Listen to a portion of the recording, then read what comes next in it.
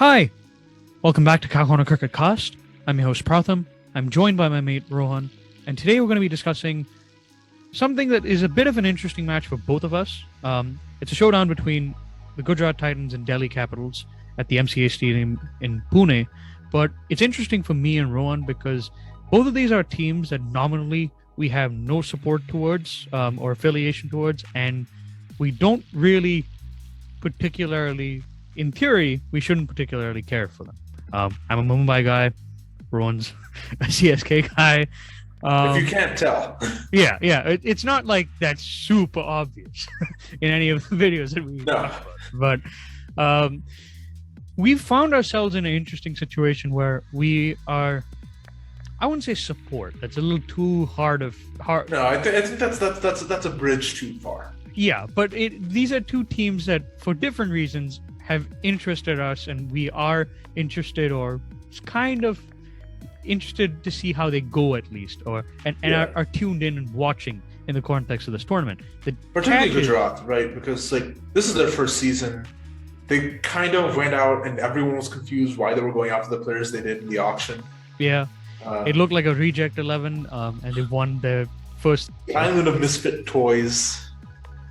Yeah, but they've won their first couple of matches now. So it's they're sort of proving everybody wrong, and I know they've attracted you, Rohan. In my case, it's a little bit different. I don't know how, as a guy from Bombay, I'm somehow even allowed to do this, but I'm actually keen on. Bharat will be rolling in wherever he is when he hears about your new change of allegiance. Yeah. No loyalty. But no, I am actually interested in seeing how Delhi goes. Right. I do think, and it's kind of a different mentality for me. Right.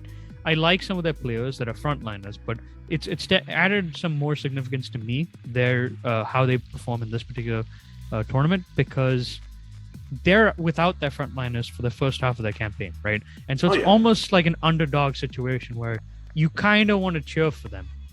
I'll cheer for them. You remember that they're Delhi. Yeah, well, yeah. So they have no nice things. No, I'll cheer for them, but in limits. I'm not gonna I will cheer for the individual success of some of their players. Yes, but yeah, guys, we watched the match that happened today between Gujarat and Delhi. We want to share our thoughts with you, so let's get to them.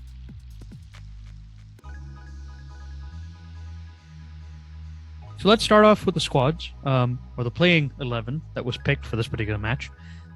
It was interesting in that usually when we talk about these things, right, we talk about the changes that have been made to the sort of playing 11s or the teams that have been selected for the matches.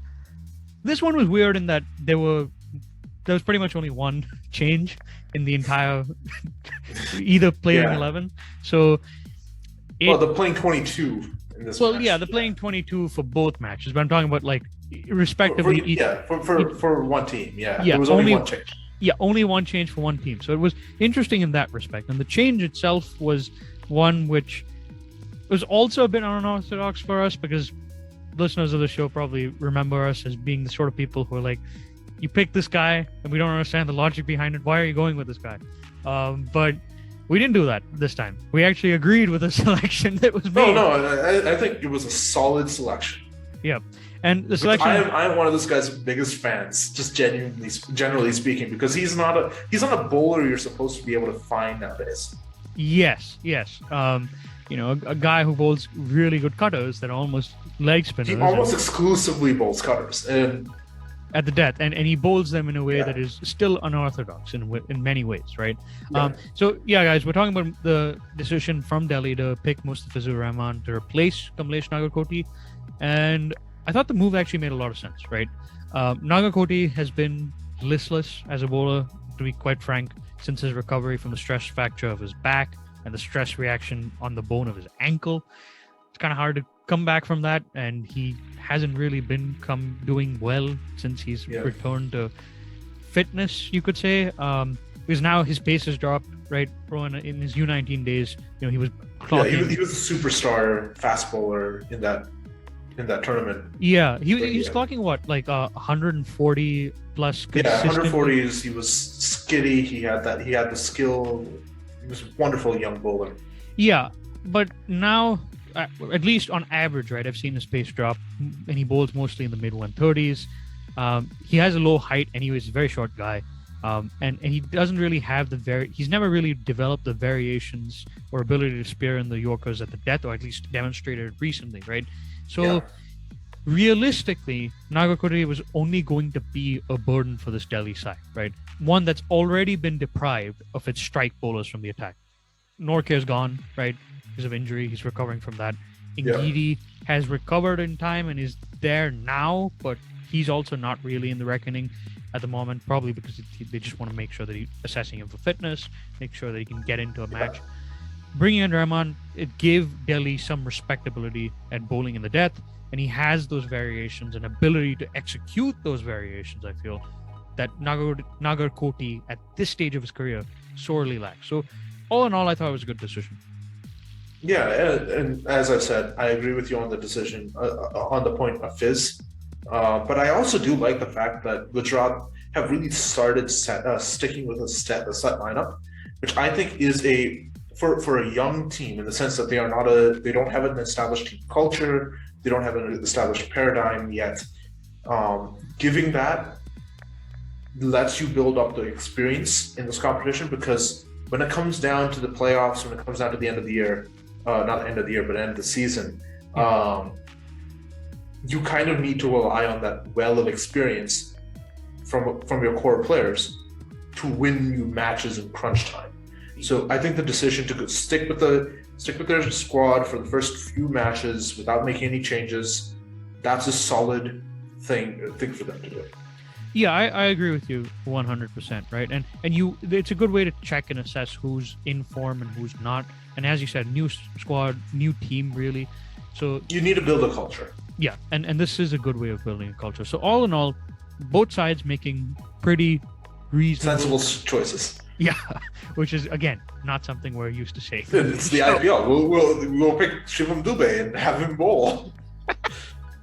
Everyone's still a little bit salty about that, but all in all, good moves from both of these teams leading up into the match.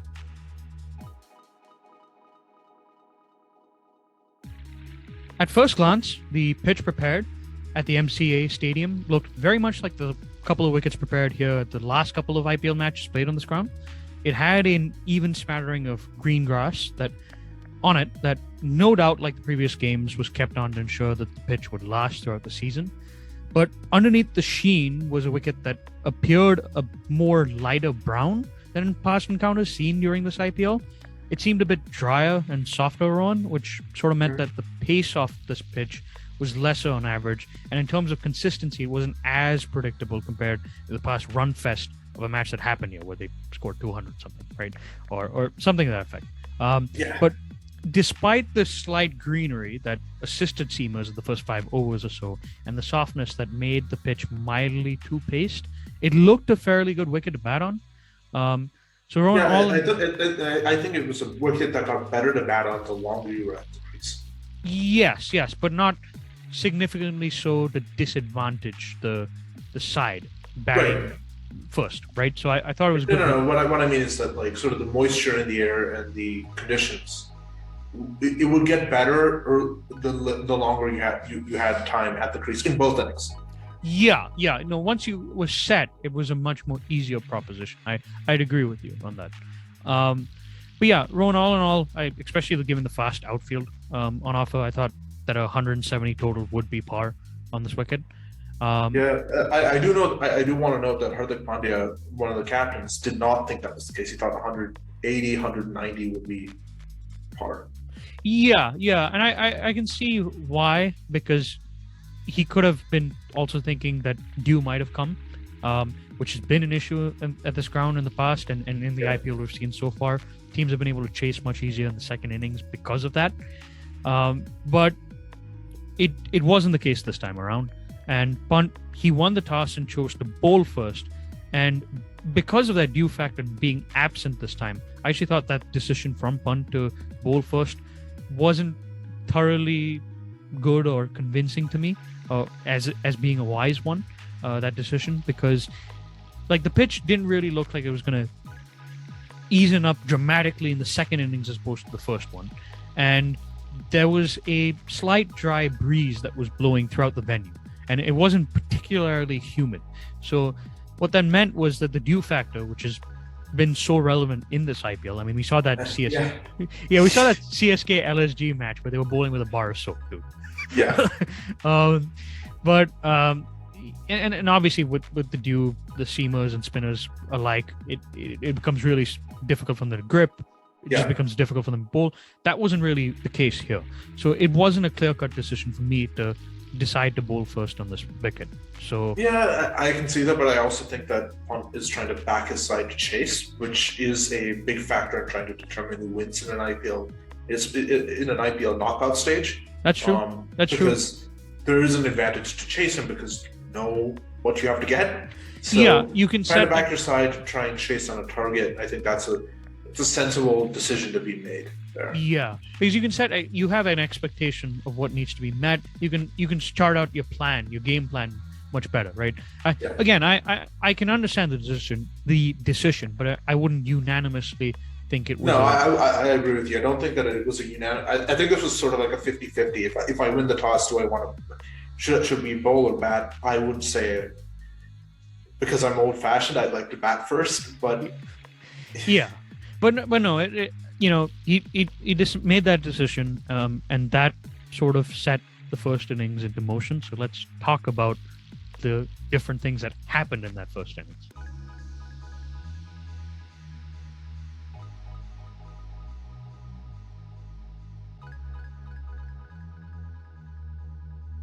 All right, on to the match itself, and I want to start, Rowan, with talking about the very start of the innings here, because there was a bit of a minor blip. Matthew Wade got out to what I can only describe as an imbecilic ramp shot of the second ball of the game. I mean, it was... What was he thinking? Jesus, man. Like, it's a second ball of the match. Like, I get it. You're trying to take risks. I know that the boundary behind square of the wicket isn't that big, but it was a length ball, right? It was on off stump. You know the ball's swinging a little bit. Why are you trying to play out the power play? Just play out the power play. Play out 2 overs. Play out 2 overs and you're good. Yeah, or even if you want to go aggressive, right? Like, I don't know, hold the ball. Do like anything that's not that particular shot, which is so high risk in the context of this. But he gets out a really odd shot. And, if I was in the dressing room, it could have demoralized me to see something like that start off. I'm not trying to pile on Wade, by the way. So I'm just saying it wasn't a good shot. But after that, right, Shubman Gill and Vijay Shankar put on a partnership to safely take Gujarat through the power play, right? And out of the two, Gill's knock, I think, deserves the greater praise for just the exquisite manner of how he placed those attacking strokes into the gaps. Like, I remember this one point, Rowan, where Pant had 2 men on either side to where mid-wicket would be on the 30-yard circle. And he still managed to perfectly bisect that gap for the ball to travel to the fence twice when he pulled and flicked it off the paces, right?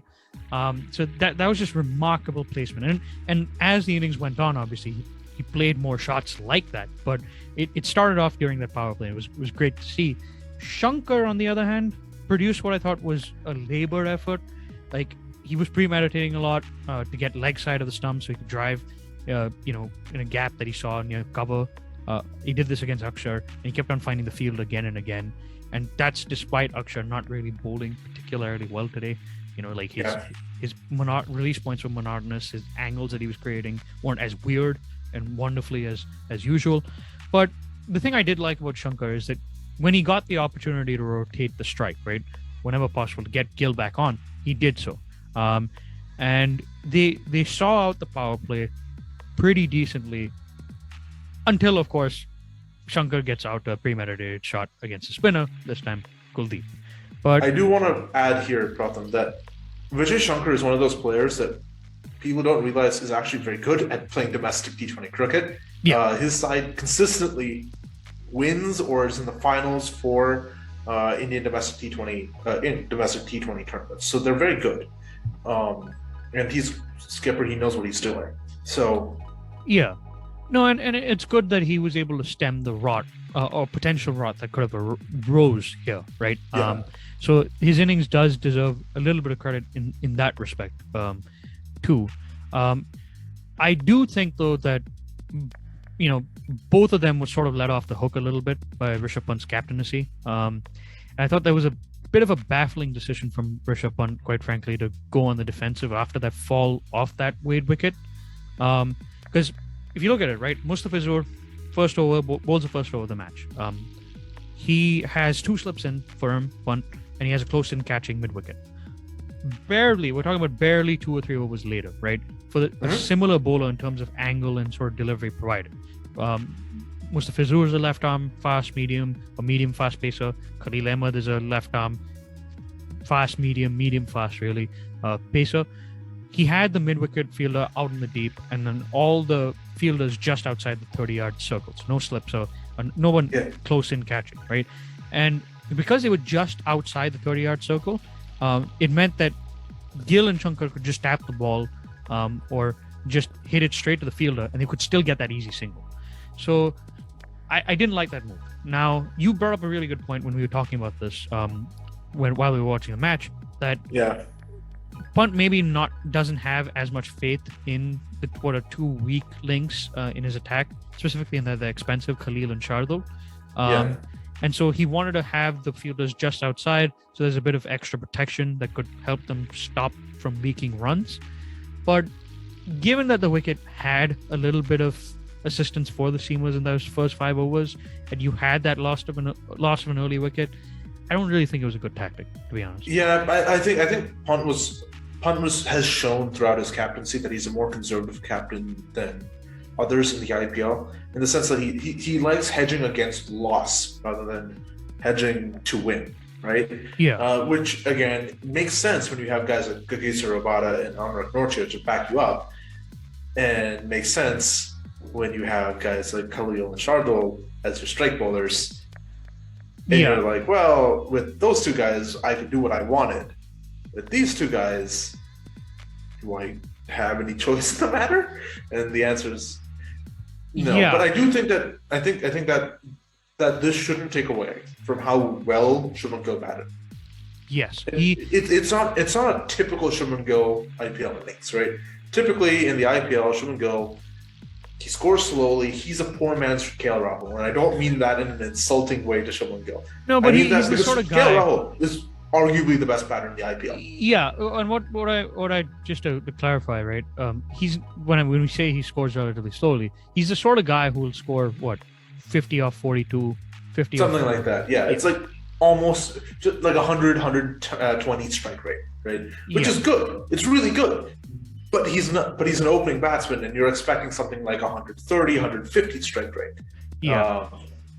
But in this innings, he scored at a strike rate of nearly 200. So I think we don't have to worry about his strike rate problems anymore.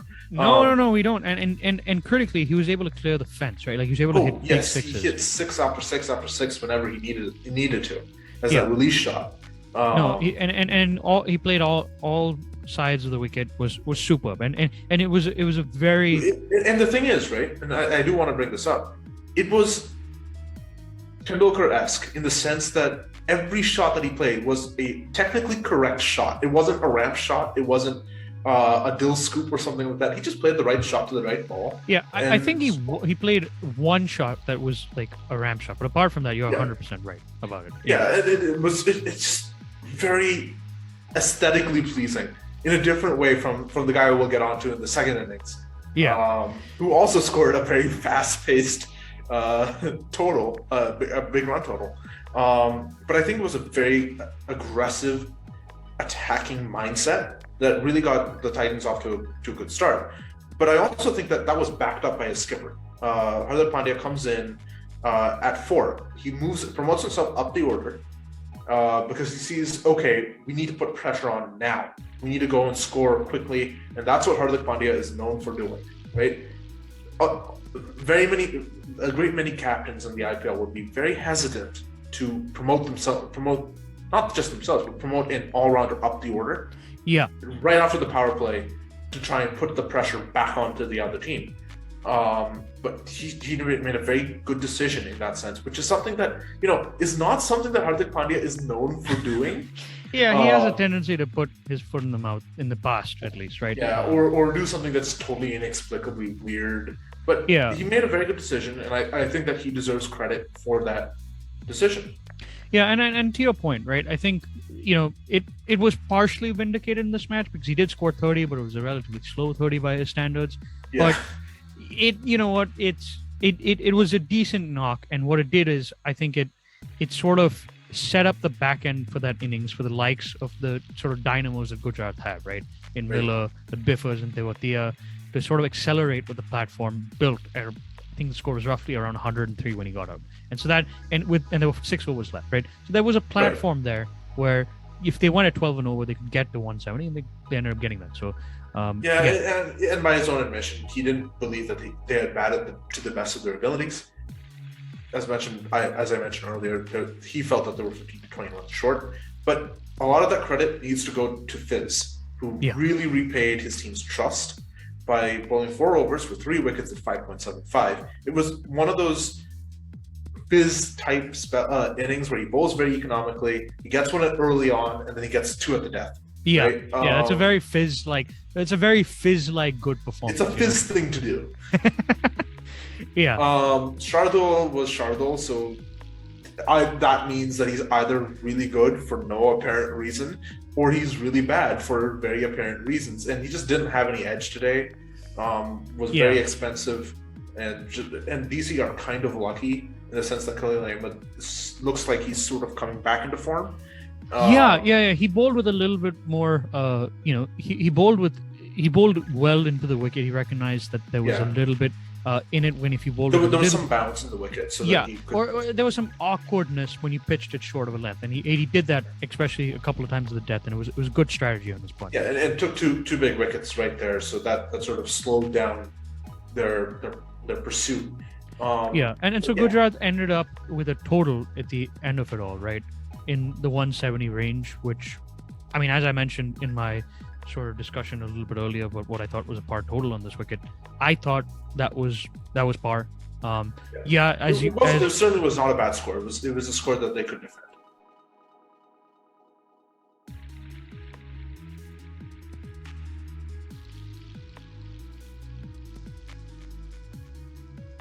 So Ron, you earlier mentioned, right? You were talking about when we were discussing first innings of this match, Hardik promoting himself up the batting order at 4. You thought that taking that added responsibility in an untested batting lineup showed good judgment. And I think we sort of saw that sort of bold but well-reasoned thought process coming out from Pandya again with the ball this time in the second innings, because when Gujarat set out in the second innings to defend that target, Pandya brought himself on over Lockie Ferguson or Vijay Shankar to bowl with the new ball alongside Shami. And he did a pretty good job. It has to be said. Did a pretty good job. I think it was the first 2 overs went for 12 and he took a wicket or something like that. It might have been 14, something around that range. But very good spell of bowling. Yeah, and I think critically what he recognized, he might have seen this. Now, I don't know if he saw this just from how Khalil was bowling at the end of the death and maybe got an indication from that, or just saw the pitch and made an assessment. But he sort of was consistently honing his deliveries on a back of a length sort of area of the wicket, right? With the new ball at a sharp pace. I mean, he was clocking that 140 kilometer per hour mark frequently. That's creeping towards fast territory, right? It's like what he used to be before his back injuries. Yeah. High 130s, low 140s. That's good pace. But he exploited the surface, right? When it was coming in that area, and it was important because that area is where the ball was behaving the most inconsistently in terms of pace, right? It was coming at slightly different paces, two-paced in nature, around that area. So Pandya bowling himself and bowling in that particular area was very good. Also, by bowling himself in the first couple of overs, he didn't really have to bowl that much depth, and that's not really his strongest suit as a bowler. So I thought it was an astute move on his part. As I said, I was very impressed by his captaincy today. He also showed the good sense to take himself out of the attack once he got hit, which is something that, captains need to be willing to do as if they're all rounders, which is like, okay, I'm not helping my team. Let's give the ball to somebody who can actually help the team here win, which I thought was a very, very good decision. And it almost immediately paid off because he went for because the guy he gave the ball to was Lockie Ferguson, who happened to just bowl a very good over, in which he went 2 for 2. So, most captains would take that, right? 2 for 2. Yeah, they did take that. But generally speaking, his changes were very well timed. Whenever it looked like the Delhi Capitals were trying to get back in the game, he would make a change and just prevent them from fixating on a single bowler and saying, okay, if you can get that guy, here's another option to look at. Here's something else to look at. Here's a different thing to face. And he gave full credit to winning this match to his bowlers because as he said, he thought he was 15, 20 runs short. And his bowlers did a fantastic job, including himself. In defending that total. No, absolutely. And you're talking about the captaincy, right? I thought some of his field placements were pretty good too, right? There were periods where, for the new batsman coming in, Pant, right? He had a slip. He had some other attacking fielders around the bat, taking 6th over in particular. And Pant is kind of a guy who's always a bit like on the edge, jumpy, a little bit dicey early on in his innings. So having those in-close fielders, from a psychological perspective alone can be useful, but the positioning of those fielders with the lines that his bowlers were bowling, pretty good stuff. And then there were points also where he had like a short third man in, and to the batsmen that were there, that were batting there, he sort of cut off possibilities for the batsmen on the crease that would normally score well in that area, right? Yeah, I'm just remembering this one shot Pant played where he basically puts it between a short point, it's not a short point, a point and a slip, and I think that was at that point Pandya was like, okay, fine, we're putting a third man in there just because he's going to keep hitting that shot until I do something to stop him there. It didn't stop him because Pant, I thought, Pant kept doing it anyway because he's Rishabh Pant. Yeah, and he found new ways of scoring behind square of the wicket, right? And we'll get on to that a little bit because I thought it was fantastic. We will. But coming first to Ferguson, right, who you mentioned bowled just a small amount of a very good over. He was fantastic throughout, really. And like Monsters. Pandya, no, I mean, it's always nice to see like an out and out fast bowler do well, right? It just gets the blood. Especially the IPL, where if you can bowl 120 kilometers per hour but bowl a great cutter, you will get a contract. Yeah. Although we're seeing teams now like care about high pace, and we've been seeing it for a while too. So there's a position for bowlers that are like top gun bowlers who are quick, who get spots in the IPL. And Ferguson's definitely one of them, and he proved today why he's one of them, right? Because it was a very sensible piece of fast bowling in addition to being a devastating one, right? Like Pandya, he noticed that area in the middle of the pitch was sort of misbehaving a tiny bit, and so he tested that area. He bowled a bunch short of the length deliveries, some bounces in there as well, and he got the ball the odd one, right, to nip inward, and so that sort of unsettled the heart of Delhi's batting lineup. I'm talking about Shah and Mandeep in particular, right, with those 2 wickets. You've got your gun opener out, you got your number 3, who is new but is been around the IPL circuit for a while. That's pretty good stuff. He should have probably accounted for Pant as well. I remember Pant nicking and flashing a couple initially off Ferguson that either went through the gap or were like tough chances that were dropped where the guy was diving up and trying to catch it one-handed and didn't get it. Yeah. So, it wasn't like he could have had a 5-foot today. As a matter of fact, he didn't get one, but he did well enough. And for me, really, Ron, it was that spell second dig around, right? When he comes back in the 15th over, he gets brought in a little bit earlier because Pandya is trying to finish off the game earlier on. Again, good tactical move for Pandya. Got the net runner up. Yeah, and he pretty much seals the fate, in my mind, of this match, right? Because the 2 wickets he got during this over, they weren't as good as what I'd say the first 2 wickets he got, just in terms of the fact that they weren't as well directed at the batsman's body when he was bowling short when he had the new ball. But he was able to get the ball to bounce more awkwardly during that over. And the way he did it was startling to you and me. because what he did, it was scary. yeah, because he was basically bowling off cutters. Well, he was bowling off cutters that were rapid. By rapid, I mean 90 miles per hour off cutters, which is incredible. You don't see that. People aren't. The human body should not be allowed to do that. No, just like physically. It's remarkable, really. Like, you know, because usually, right, when we see cutter bowlers, right, even guys who like first of all, most bowlers, fast bowlers, or in modern cricket today, if they're going full out, they can touch that 90 mph mark, but just touch it, right? Most people aren't like express or really quick like Lockie is. Yeah. So that's like the threshold of max if they're going flat out.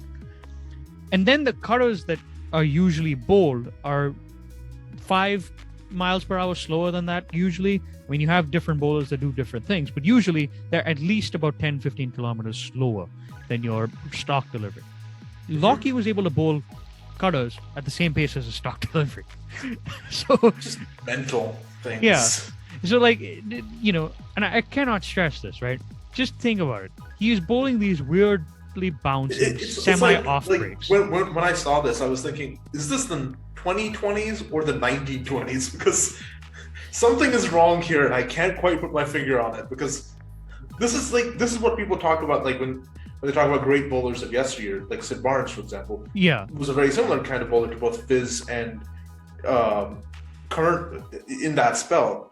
Lockie, where he just bowled quick, but he also turned the ball a mile because he could. Yeah. But yeah, even somebody like Sid Barnes, obviously they weren't speed guns back in the day, but even somebody like Sid Barnes probably was bowling at 70-80 miles per hour. Yeah, he was not bowling at 90 miles per hour. So it was wonderful to see, right? And yeah, we stand for Lockie on this show, and we'll continue to stand for Lockie on this show. That might be a bit awkward. But as for the standout batting performance, let's talk about the other team, because we spent so much time talking about Lockie. Rishabh Pant played a really good knock, right? No, he did. He played a genuine captain's knock in this situation, because he saw the team was in trouble, came in, and let's just get out of the power play. Let's get to a more stable position. Let's then try and move on. Yeah, all the while he was batting at a good strike. He was Rishabh Pant though. Yeah, it's Rishabh Pant. So he doesn't do the sensible thing of, okay, let's take ones and twos. No, I'm gonna cut this ball between the slip fielder and a point. Why? Because I can. Because I am Rishabh Pant. I do not care your definitions of what is supposed to be done. Yeah, but it was actually sensible for the pitch. Well, of course, because it's also Rishabh Pant, who's a very sensible batsman if you ignore the fact that he plays unorthodox shots. Yeah, no, and using those unorthodox shots, right? He scored a lot of runs on both sides of the wicket behind square, right? Yeah. And so what he was doing there was taking advantage of field restrictions. You can't put too many people, for instance, on the leg side, behind square, right?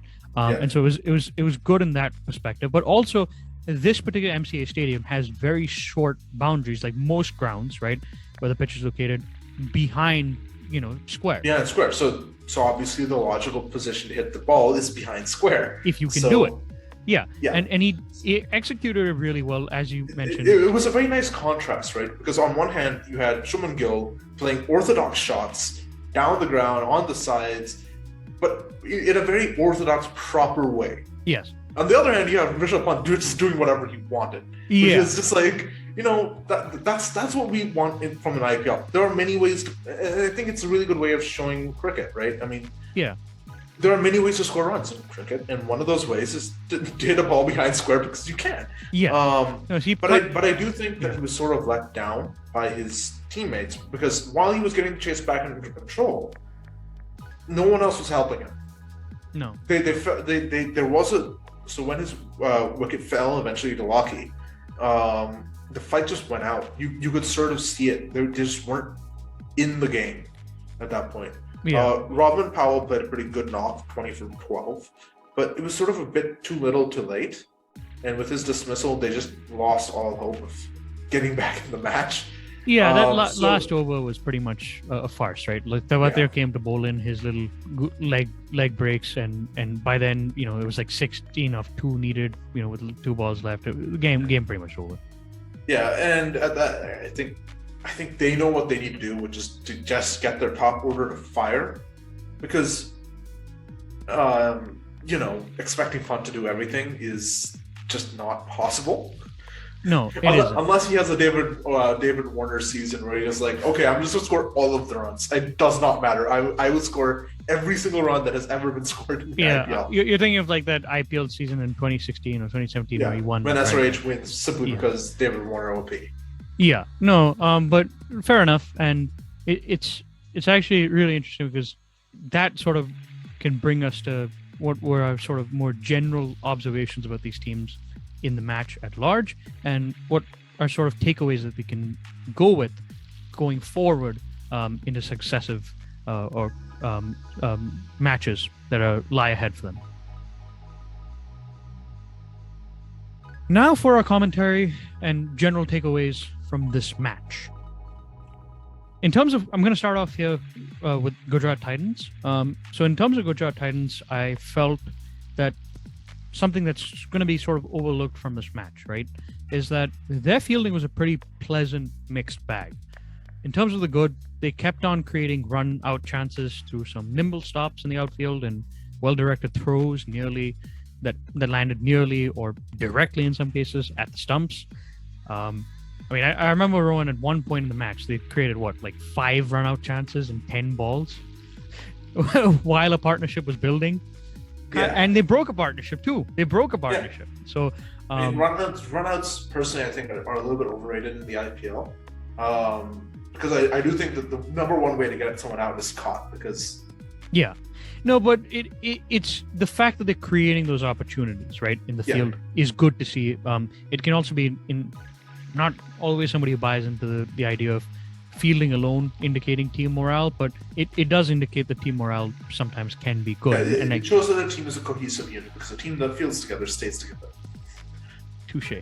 Now, I will say it wasn't a flawless performance by any means. They did fumble a couple of dives towards the ball where they allowed some shots to go to the boundary. Like they thought they cut it off, and then they didn't quite get enough hand onto the ball, and the fast outfield carried it to the boundary. There's some chances they put down, but again, there are the caveats to the stuff, right? Like these were not easy things. They were genuinely sort of tough, and they were excusable to some extent, right? The catches and the dives aside. Yeah. What's going to be a little bit more of a concern to them, Rowan, going forward, is probably that Matthew Wade behind the wicket wasn't spotless, and having seen Matthew Wade's international career as a keeper, his reading and keeping to most bowlers isn't the best. And especially to someone like Rashid. I mean, it was Rashid Khan is hard to keep to on a good day with a great keeper. Yeah, when you have a not so good keeper on an average day. Yeah, it's kind of not ideal. So the main sort of thing here, right, is that obviously, as you pointed out, like the main deciding factor in the outcome of this match was not the fielding, right? It was the great bowling, it was the good score or par score that was set up, right? But all of these things sort of have an effect on contributing towards the pressure being sustained throughout a match. And in this case, they did, through that period, especially with the runouts, did sustain pressure throughout that period of Delhi's chase when they had actually put together a partnership. So it does deserve some credit. If they can fix that tendency to not always get their weight of their body behind the line of the ball when they're moving to intercept it, which is what caused some of the cases where they didn't really dive well enough to sort of stop the ball from going to the fence. If they can do that, and if they can get Wade to improve his glove work a little bit towards spinners in particular, I think they'll be an even more formidable force than they've been in the last couple of matches. Just talking about Gujarat, let's talk about Delhi in terms of takeaways, right? And Rowan, my primary takeaway from this match with Delhi is pretty much Kuldeep Yadav, because his statistics won't show it in terms of the wicket column or even in terms of the runs conceded. I think he went for in his 4 overs, he went for one. He had one wicket that he got, and he ended up with around 8 runs and over, which is respectable, but it's not awe-shattering, right? No, numerical performance-wise. But I have no doubt that he was their best bowler that they had on the park tonight, because within that very first over itself, right, he had the 2 batsmen who scored the most for for Gujarat all at sea, right? They were groping uncertainly at the ball, and they were struggling to pick him. And it was in part due to some real mastery that he was showing in terms of subtle changes of pace and flight. And given that the batsman he was bowling to after he dismissed Vijay Shankar first ball was Shubman Gill and Hardik Pandya, two batsmen who like batting against spin bowling in this format of the game and tend to be pretty successful at it. That's quite an accomplishment. It really is, right? I think it's a really good thing to see, not just for him, but for Indian cricket as well, because this guy was supposed to be the guy who would come after Ashwin and Jadeja, the next generation of spinner, right? Yeah. Like you had Kumble and Harbhajan, and then you had Ashwin and Jadeja, and then it was going to be Kuldeep, and he hasn't really kicked on. He has lost confidence. He's lost form. To see him back in that mold of, okay, I can take wickets. Okay, I can control the game better. Yeah, it's good to see. And I think the thing that's been most surprising for me, because I've always rated Kuldeep Yadav. I think he was, unfairly handled, and the loss of confidence wasn't only on his accord due to lack of skill sets. But what I like to see is that he's come back with a bang, but he's also come back with new skill sets to confound the batsman, right? And the aspect that I think that has made him even more lethal now in deceiving batsmen, especially in these shorter formats of the game like T20, has been that sort of variation in the positioning of the grip of the ball, right? Because throughout that spell, he scrambled the seam of his leg break and his googly. And so when you can see the seam pointing in a certain direction and it's more uprightish, right?